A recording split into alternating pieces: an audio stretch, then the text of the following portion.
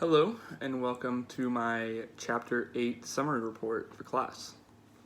So, Chapter 8, talking about politics and sport, or the politicism aspects of sport. And this overall is an interesting chapter just to read about the dynamic between politics and sport, between the relationships of the athletes to society, to politicians, to sports. Like, overall, it's an interesting chapter to read. And it kind of summarizes that in the beginning with, I'll take this first takeaway from this first quote. Nevertheless, the ranges of political meanings assigned to Ali and his actions illustrate the complex political terrain of sport. So obviously, that one's about Muhammad Ali, probably the most famous boxer of all time. And yeah, that kind of talks about that shapes the chapter of how we see sports as this break, or as this children's game. Sports are games. They're children's games that people get paid millions of dollars to play, or hundreds of thousands of dollars to play. And yet, it's so much more complex than just a game to play. So that's kind of what that first takeaway is it's just more than a game. It's pretty political. It's pretty complex. So takeaway number 2 starts with this quote: "In spite of these and other examples, many sports fans remain hesitant to acknowledge any presence of politics in sport. They prefer to think of sport as a diversion, a place for escape from real-world issues." And I kind of just hit on that a little bit. The biggest, or the second takeaway here is, some fans get a little antsy, some fans get a little scared almost, or nervous when politics gets brought into sport, because there's no denying that politics has been involved in sport basically forever. Jesse Owens going into Nazi Germany and winning a gold medal. Jesse Owens doing that that's a big political statement, because it was a statement against Hitler's Aryan race. This chapter started off talking a lot about Muhammad Ali, who was, one of the most famous, is probably the most famous boxer ever. At the time, was one of the most famous people in the world, because of just how good he was at boxing and how vocal he was. And he drew a lot of attention with his political statements and political actions. So people get nervous, and it still happens today. We've seen it with Colin Kaepernick and in NBA games, when players will come out with the when they came out with the "I Can't Breathe." I believe that's Eric Gardner. When they came out, when LeBron James and a bunch of guys came out with the "I Can't Breathe" shirts, people get really nervous, and I don't know if they get nervous, or I think it just might be they're scared to talk about it, and they're upset that their political views opposite of theirs gets brought into the sports world. So point number 3, it's a long paragraph, but I decided to make it the whole quote because there's a lot of good points in here.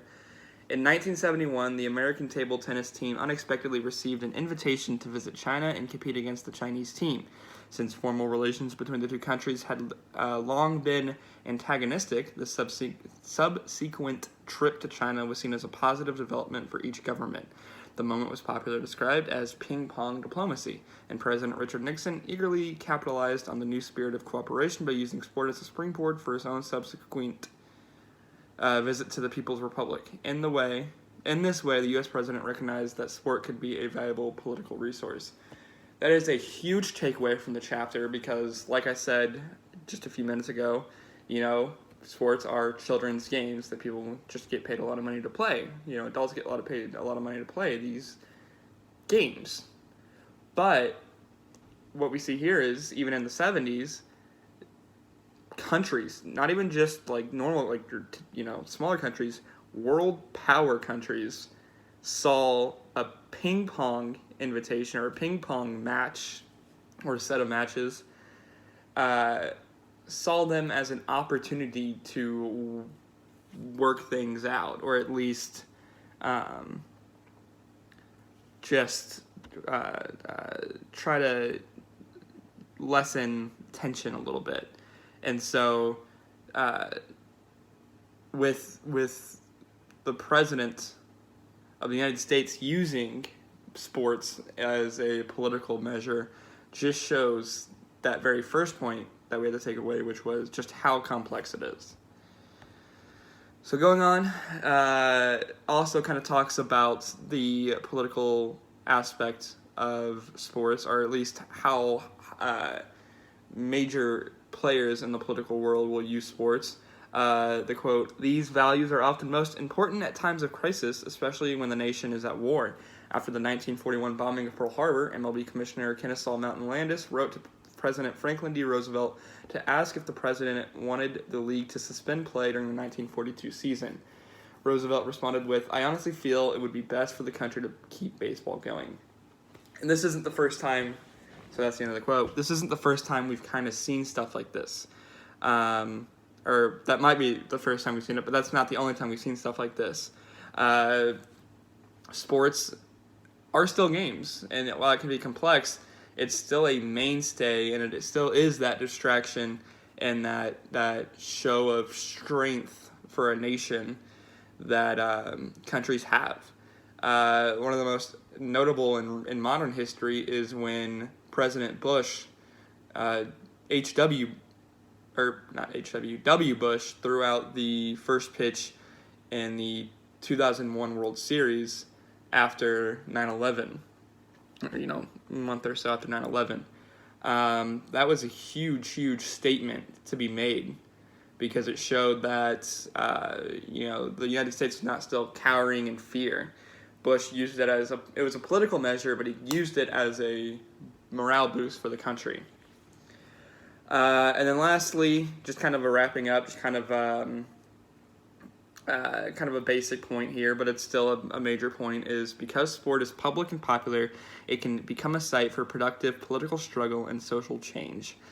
So, since a lot of people are interested in sports and follow and watch sports, these athletes recognize that they can make large statements. Like I said earlier, I can't breathe, Kaepernick kneeling and others kneeling. People realize that even though it's just a game, they still have millions of eyes on them, sometimes every night and online. People follow them on Twitter, Instagram, Facebook, Snapchat, all these places. These athletes know they can make a statement. And even amongst that, actions in sports can have real-life consequences, i.e. Jackie Robinson breaking the baseball color barrier in the 1940s. That was a big deal, and not saying that it's, racism's not still existent, but that went a long way to making things better for minorities. So that is the end of my Chapter 8 summary.